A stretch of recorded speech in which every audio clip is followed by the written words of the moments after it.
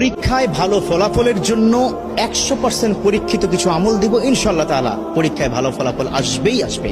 অনেক বড় বড় ইসলামিক স্কলাররা তারা কোরআন এবং হাদিস লব্ধ জ্ঞান থেকে গবেষণা করে 3টি বিষয়কে বাছাই করেছেন। কয়টা বিষয়?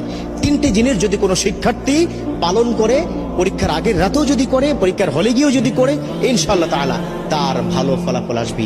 দেখো, প্রত্যেকটা স্টুডেন্টের স্বপ্ন সে খুব ভালো রেজাল্ট করবে, ঠিক কিনা? আছে না? এই যে যুবক বন্ধুরা, স্বপ্ন আছে না? আছে। বর্তমান কিন্তু আমাদের পরীক্ষা চলছে, আলহামদুলিল্লাহ। আমাদের কারো সন্তান, কারো ভাই বোন, আমাদের পরীক্ষা চলতেছে। বাচ্চাদেরকে আজকে গিয়েই এই ট্রিটমেন্টটা দিবেন। চাচা, আজকে গিয়েই আপনার সন্তানকে বলবেন যে তোমাকে এই 3টি বিষয় দিলাম, অথবা আমার ভিডিওটা তাকে দেখাবেন, পারলে একটু শেয়ার করে দিবেন। কারণ এই ভিডিও শেয়ারের মাধ্যমে যদি কোনো শিক্ষার্থী বন্ধু তারা যদি এই আমলটা করতে পারে, তাদের পরীক্ষা যখন ভালো ফলাফল হবে, ওই একটা ছোট্ট শেয়ারের কারণে আপনার আমল নামায় কিন্তু আল্লাহ পাক সওয়াব লিখতেই থাকবে। সুবহানাল্লাহ।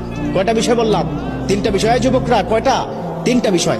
1 নম্বর হচ্ছে, যেদিন পরীক্ষা তার আগের দিন রাতে মেধাটাকে কি ঠান্ডা মাথায় রেখে পড়াশোনা করতে হবে। খুব একটা উচ্ছৃঙ্খল, এটা পড়া হয় নাই, ওটা পড়া হয় নাই, আফসোস করা যাবে না। কি করা যাবে না?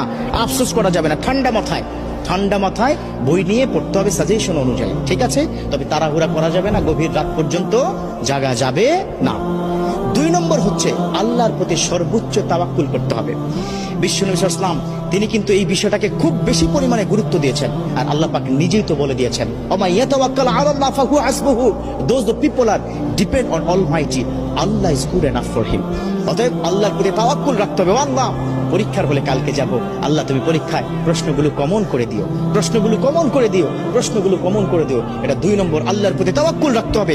আল্লাহর কাছে চাইলে আল্লাহ ফেরত দেন না। উদউনি আস্তাজিব লাকুম, আল্লাহ পাক নিজে বলে দিয়েছেন, ও আমার বান্দারা, ও আমার গোলাম, ও শিক্ষার্থীরা, আমাকে বলো, তোমার সমস্যার সমাধান করে দিব, তোমার ডাকে আমি সাড়া দিব।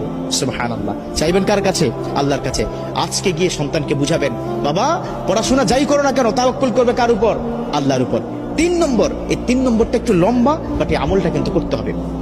3 নম্বর আমলটা হচ্ছে, তুমি যখন পড়তে বসবে তখন রব্বি জিদনি ইলমা এটা পড়বে।